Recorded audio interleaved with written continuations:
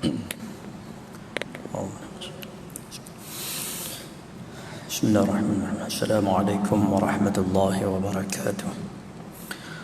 Alhamdulillahil qail syahr Ramadan alladhi unzila fihi al-Qur'an hudan lin-nas wa bayyinatin minal huda wal furqan faman shahida minkum ash-shahra falyasum ila akhir ayah. Shadaqallahul azim. Pertama dan selama-lamanya kita panjatkan kesyukuran kita pada Allah Subhanahu wa taala yang terus-menerus memberi taufik dan hidayah kepada kita, terus-menerus memberi peluang dan ruang kepada kita untuk kita sentiasa berusaha melakukan kebaikan. Dan alhamdulillah, puji dan syukur pada Allah Subhanahu wa taala yang kurniakan kepada kita ataupun makbulkan doa kita sebelum daripada ini, ataupun kita mengaminkan doa-doa yang dibaca oleh imam-imam kita bermula daripada bulan Rajab, Syaban dan seterusnya. Alhamdulillah, dengan izin Allah kita sampai kepada bulan Ramadan sebagaimana yang kita minta dengan Allah Subhanahu wa taala, wa ballighna Ramadan. Ya Allah, panjangkan umur kami untuk kami dapat bulan Ramadan.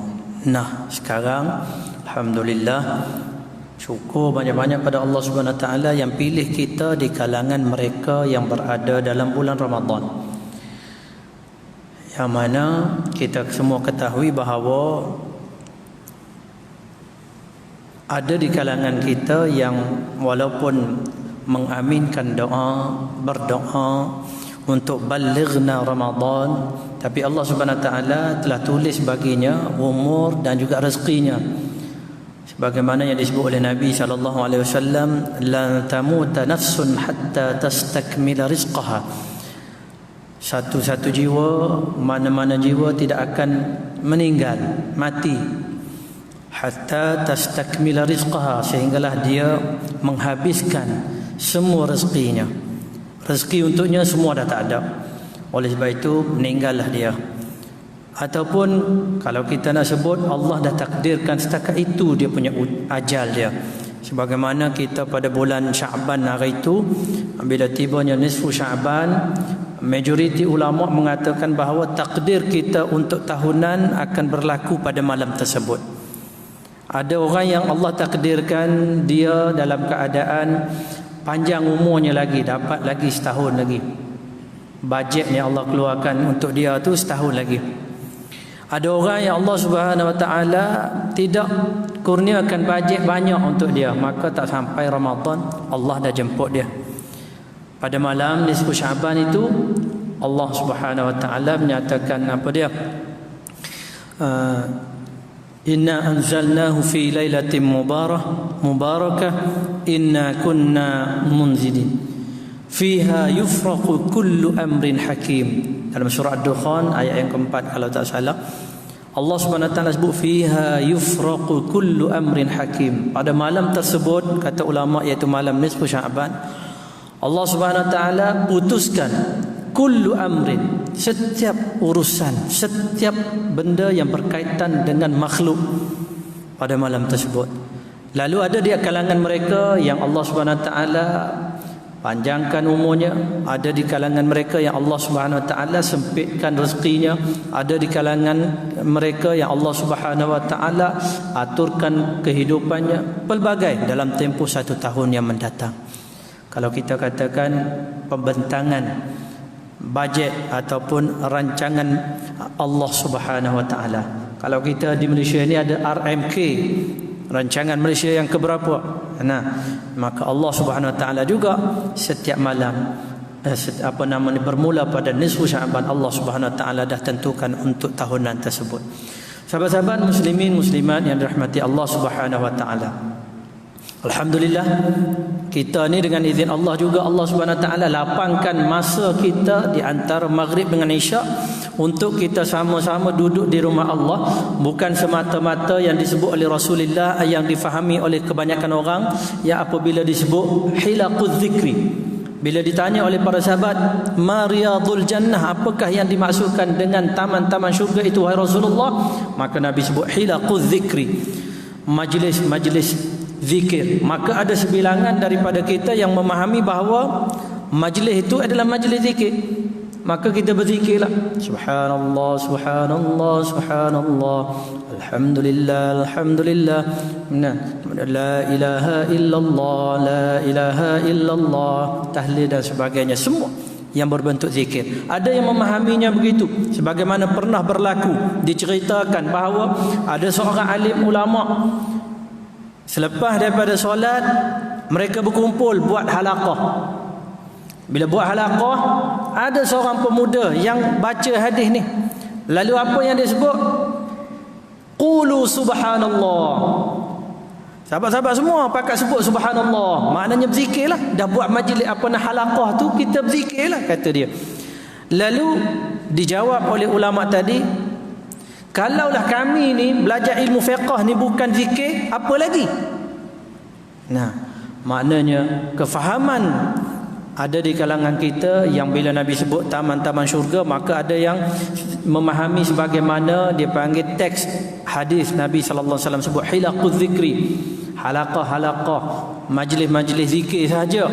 Tetapi apabila kita tengok pada huraian para sahabat, huraian para ulama, ia menjelaskan kepada kita bahawa majlis yang dimaksudkan adalah apa saja majlis yang bertujuan untuk mengingati, puncaknya untuk ingat pada Allah, kembali kepada agama, maka itulah dipanggil hilaquz zikri.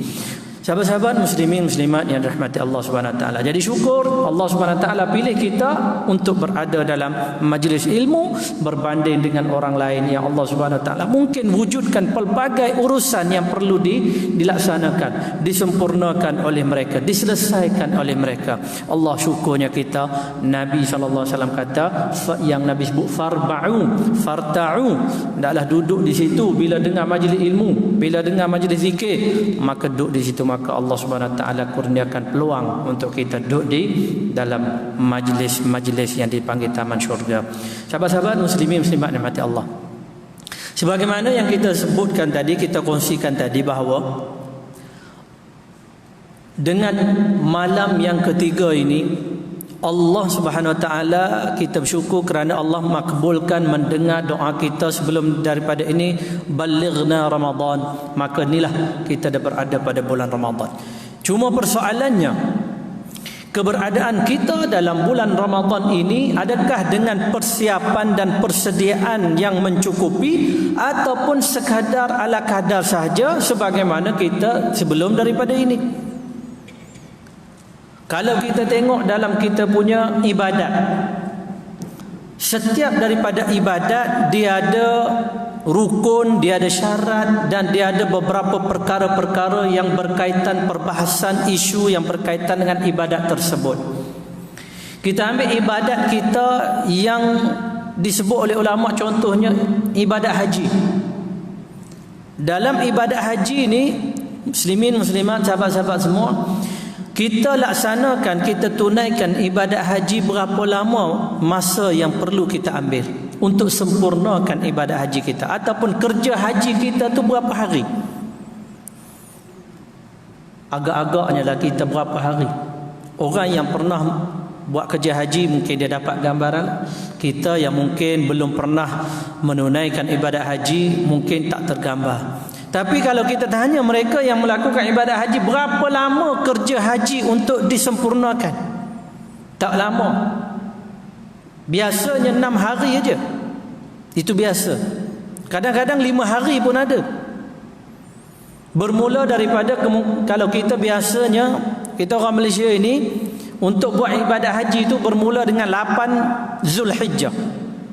8 Zulhijjah kita akan bertolak hari tarwiyah, dipanggil hari bekal air. Kenapa dinamakan tarwiyah? Kerana pada zaman dulu orang Arab sebelum wukuf di Arafah, kan di Arafah ni tak ada apa, telaga pun tak ada, sumber air pun payah. Oleh sebab itu mereka dah isi siap-siap tong-tong air mereka, bekal-bekal air mereka, bekas-bekas air untuk dibawa bersama ke Arafah. Sebab tu dipanggil tarwiyah. Hari kita isikan air ke dalam kantung-kantung bekas-bekas kita, bekas minuman. Hari ke-8 Zulhijjah, pergi bergerak ke Mina contohnya. Hari ke-9 kita wukuf, hari kedua dah tu. Hari pertama contohnya 8 Zulhijjah, hari pertama dah mula bergerak dah. Hari yang kedua wukuf 9 Zulhijjah, wukuf di Arafah, duduklah di situ sehinggalah maghrib, sehinggalah malam tu bergeraklah kita ke Muzdalifah nak kutip anak batu. Dah, itu pada malam 9 hari pula malam ke-10. 10 tu kita melontar. Kita melontar di Jamrah kan, Jamrah Aqabah. Kita melontar situ untuk sempurnakan dia panggil rukun tu. Baik. Bila melontar, lepas melontar mungkin ada yang pergi tawaf, ada yang terus bercukur. Hari yang sama 10 tu bercukur, tawaf dan sebagainya. Hari tu, hari yang ke-10. Habis ya? Tahlul awal. Tinggal lagi nak selesaikan tahlul yang kedua. Tahlul tsani. Hari ke-11 melontar 3 jam. Relax, tak ada apa dah. Hari yang ke-12, hari yang ke-5 maknanya 8, 9, 10, 11, 12. Hari yang ke-12 melontar juga. Hari yang ke-13 adalah last melontar. Ada orang tak dan hari yang ke-13, hari ke-12 dia melontar siap, dia balik sebelum daripada terbenam. Dah. Maka dia kena melontar hari yang ke-13. Kalau tak, hari ke-12, 5 hari saja dia buat kerja haji. Kalau tak, dia buat hari yang ke-13 melontar. Mana hari yang ke-13? 8, 9, 10, 11, 12, 13. 6 hari siap kerja haji. Kita ikuti berapa kursus? Berapa siri kursus tu yang kita ambil? Lebih kurang 13 hingga 17 siri yang kita ambil. Lepas pada tu dapat sijilnya, apa semua, kerja haji. Yang mana kerja haji ni hanya perbuatan aja. Niat itu itu saja, lihat lafaz. Nah, disunat kita lafaz. Kemudian yang lain tu buat aja, tawafnya, sa'inya, bercukurnya, duduk di Arafahnya, wukufnya, kemudian apa dia melontarnya, semua tu perbuatan. Tapi kita punya siri kursus tu banyak. Nah, kerjanya 6 hari saja. Kita ini Ramadan berapa hari? Kalau tahun ni berapa hari tuan-tuan? 30 hari. Tak payah penyimpan Maha Besar umum, kita dah tahu dah. Tengok takwim aja. Kan? Kalau dulu seingat saya, kita ni lepas pada maghrib nak dengar pengumuman penyimpan Maha Besar raja-raja. Nak dengar. Duduk depan TV 1 tu, nak tengok diam pengumuman diam. Nak dengar pengumumannya kita. Selepas maghrib malam ni ada tarawih, tidak kena dengar dulu. Yang ada radio buka radionya, cari dia punya tu, panjat sana panjat sini, nak suruh dia punya area dia tu cantik, dia punya paparan, dengar suara elok. Tak ada lah bunyi. Tak ada bunyi begitulah. Nah, cari tu kat kita, alih sana. Sana sikit. Boleh dah. Jelas dah. Duk main area zaman dulu. Kan? Sekarang ni tak ada dah, tengok takwim tahu dah malam ni tarawih dah. Nah, penyimpan Maha Besar tak umum pun kita tahu dah. Tu dia, itu kebiasaan. Tak apalah. Nak bagi tahu bahawa apa dia? Kalau kita tahun ni contohnya Ramadan 30 hari ataupun sebulan 29 hingga 30 hari. Ramadan 29 hingga 30 hari. Berapa siri kursus yang kita ikuti? Ataupun berapa buah tempat yang adakan kursus puasa yang kita pergi? Berapa siri? Dah. Kadang-kadang satu siri pun dah habis dah. Lenguh betih, lenguh urat, lenguh sendi, lenguh pinggang, lenguh belikat, semua ada. Nah, untuk satu siri bulan Ramadan itu. Allahu Akbar. Jadi nak sebut apa dia? Semua ibadat kita perlu kepada persiapan.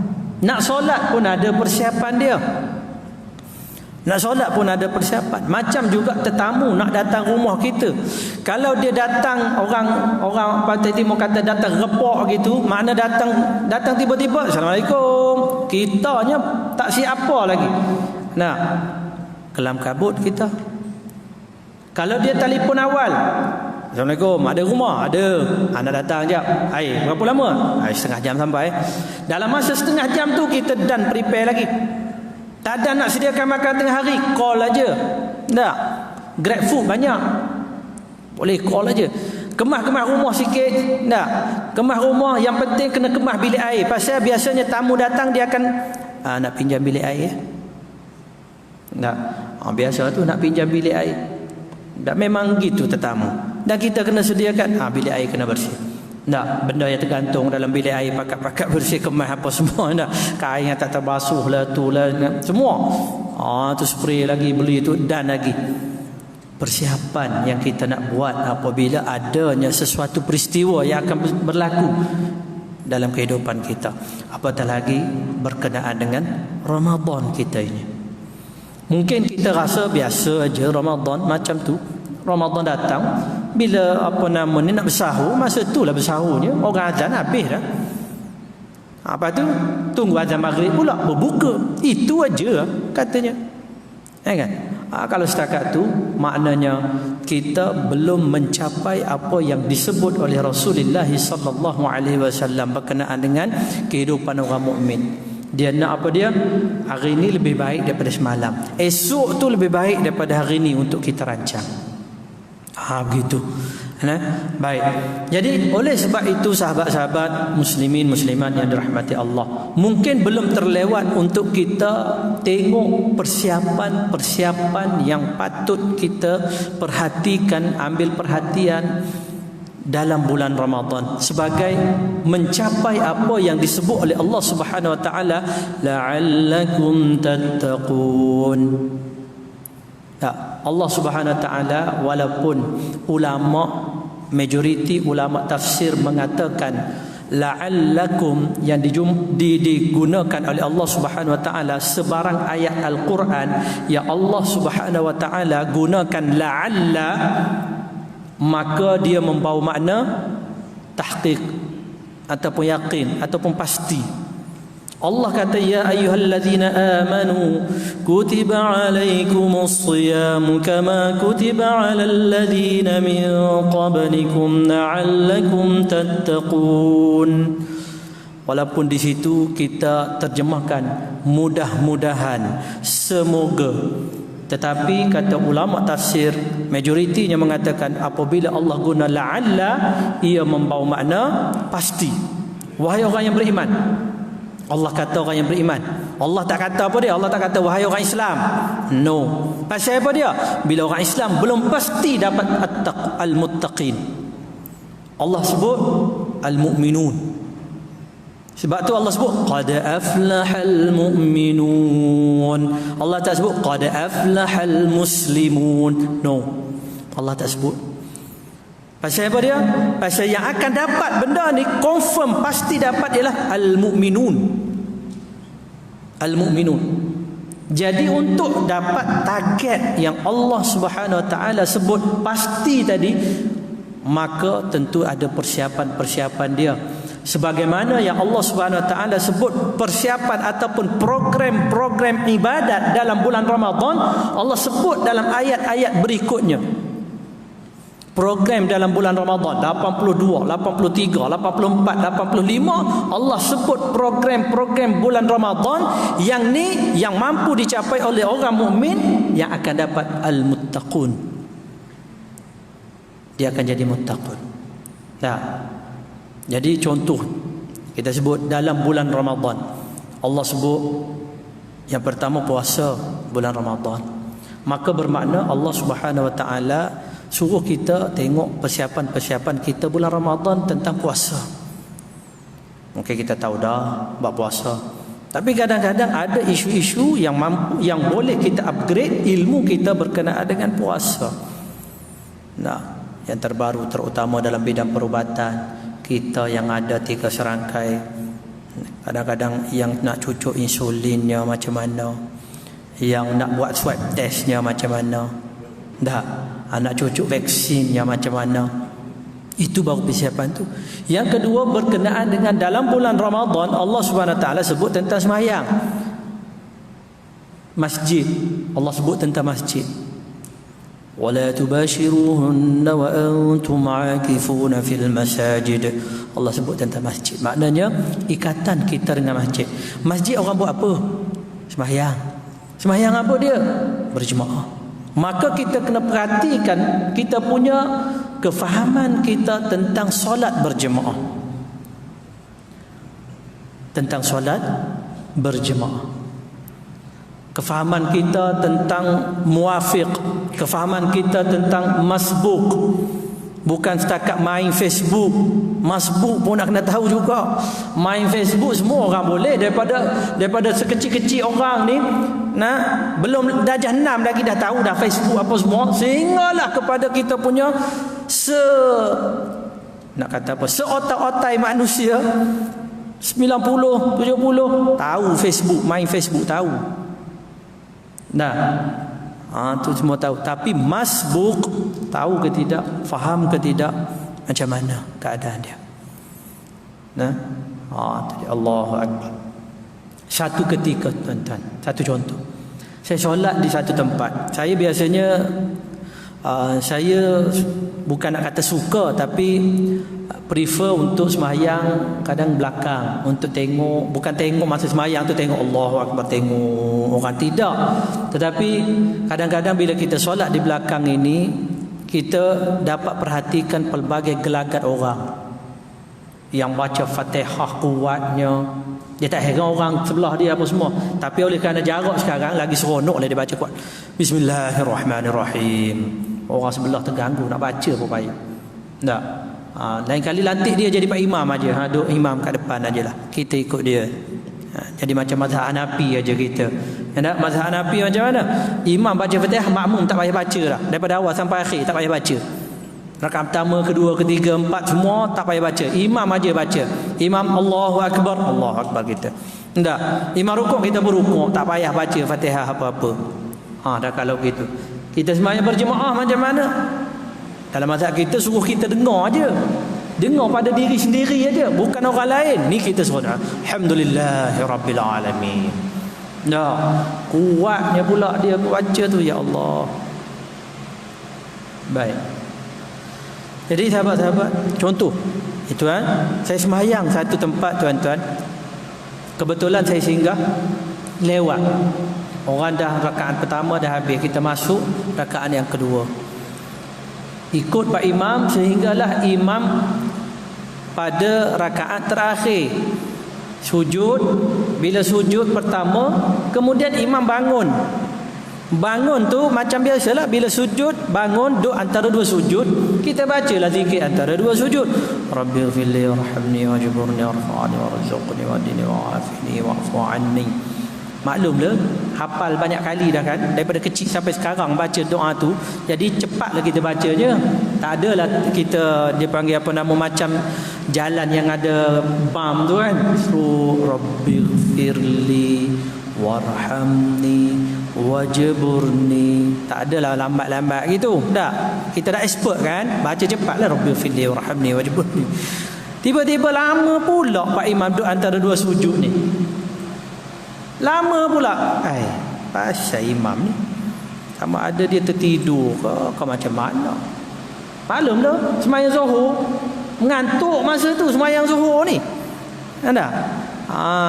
Tiba-tiba kita rasa lama dah Pak Imam ni, tak sujud-sujud lagi ni. Angkatlah kepala kita je, makna bukan nak mengaibkan dah. Ialah kita tak tahu macam mana imam ni. Tengok tu rupanya duduk tahiyat, cara duduk tahiyat akhir. Bukan duduk cara duduk antara dua sujud, bukan duduk tawarruk, bukan duduk iftirash, tidak, tapi duduk tawarruk. Macam kita tahiyat akhir tu. Kita tengok imam duduk tahiyat akhir, duduk tak lama, Assalamualaikum warahmatullahi. Satu sujud aja. Jadi tuan-tuan, macam mana kita nak buat? Kita sebagai makmum macam mana? Saya tahu tuan-tuan boleh jawab, cuma tuan-tuan rasa zuhud kan, macam Ibnu Umar kan, satu kali Nabi SAW tanya, inna minasyajari syajaratan la yasqutu waraquha wa inna ma hiya kal muslim in adraktumuhu fa akhbirni ma hiya. Kata Nabi SAW, Ada satu pokok yang mana dia tu macam pokok, dia tu apa nama ni, pokok yang tak gugur dia punya daunnya.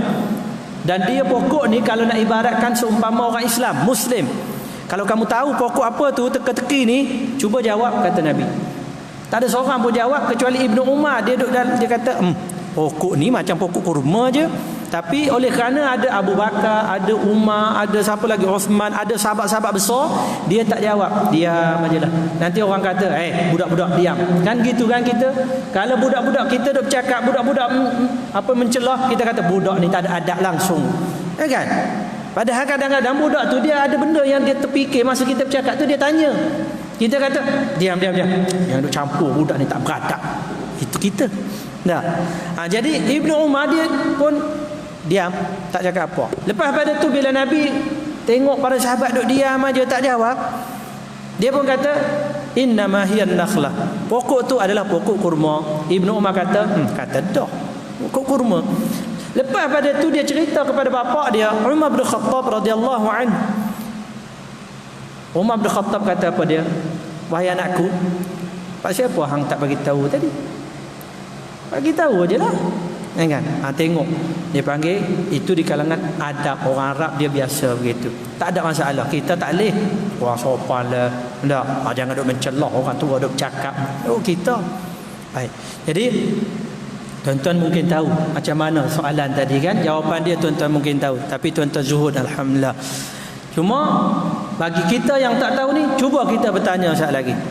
Sebab tu saya sebut di awal tadi, tuan-tuan muslimin muslimat yang rahmati Allah Subhanahu wa taala.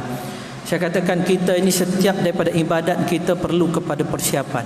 Maka belum terlewat lagi untuk kita tengok persiapan kita dalam bulan Ramadan, apa yang kita persiapkan untuk Ramadan. Ramai di kalangan ulama mengarang sebuah risalah yang bertajuk Kaifa Nastaqbilu Ramadan. Bagaimana kita nak menyambut Ramadan? Bagaimana cara kita nak menyambut Ramadan? Bagaimana kita nak bersiap untuk Ramadan? Adakah persiapan kita hanya sebagaimana yang lepas gitu aja lah? Lepas datang semai isyak, lepas tu kita terawih. Lepas terawih kalau ada moreh kita ambil moreh, kalau bungkus kita bawa balik. Lepas pada tu datang, esoknya ada tadarus, kita masuk tadarus. Kalau tidak kita tidur terus. Apa? Inilah. Begitu aja lah kita. Adakah setakat itu ataupun macam mana? Maka kita sebut tadi persiapannya, tengok pada apa ibadat kita bulan Ramadan, terutamanya bila kita datang solat berjemaah. Maka perhatikan kefahaman kita berkenaan dengan solat berjemaah. Satu, maknanya yang pertama kita persiapan tentang ibadat dalam bulan Ramadan. Yang kedua tuan-tuan, persiapan berkenaan dengan adab dalam bulan Ramadan, yang kita sebut tentang kemasyarakatan. Sebagai contoh apa dia? Contohnya kita datang ke surau, ke masjid, bukan jalan kaki. Yang jalan kaki, ya betul. Tapi bila sampai ke masjid, ke surau, yang kita berkenderaan, bagaimana kita nak letak kenderaan kita? Kemasyarakatan. Tidak? Kemasyarakatan. Kadang-kadang kita ni datang buat 8 rakaat, tapi kita punya kereta tu duduk depan, lepas tu lepas pada tu orang letak double parking. Punyalah marah kita. Tak? Marah apa ni, orang nak balik, nak ibadat juga kata dia. Tapi jangan duk halang kereta orang. Marah. Dan kita macam mana? Kalau kita buat 8, alhamdulillah sekarang ni kalau orang buat 8 ke apa semua. Tapi kalau kosong kita duduk depan, kemudian kita nak susun balik, ambil masa. Maka faham-faham dah. Ada bagaimana kita geng-geng 08 ni, kita bagaimana kita nak menghadapi ataupun adab-adab kita. Begitu juga tak terkecuali geng 20. Sama juga. Selipar ni macam mana kita susun. Kadang-kadang dengan selipar berselerakkan, orang nak balik dengan bertongkat lagi, baru nak langkah, terpijak selipar, high heel pula tu, tersadung jatuh, tergolek kawan tu. Jadi ilmu-ilmu tentang ibadat pun penting, ilmu-ilmu tentang adab dan kemasyarakatan itu pun penting dalam bulan Ramadan. Itu antara contoh-contoh yang mungkin untuk kita fahami bersama. Banyak lagi berkenaan dengan benda-benda lain.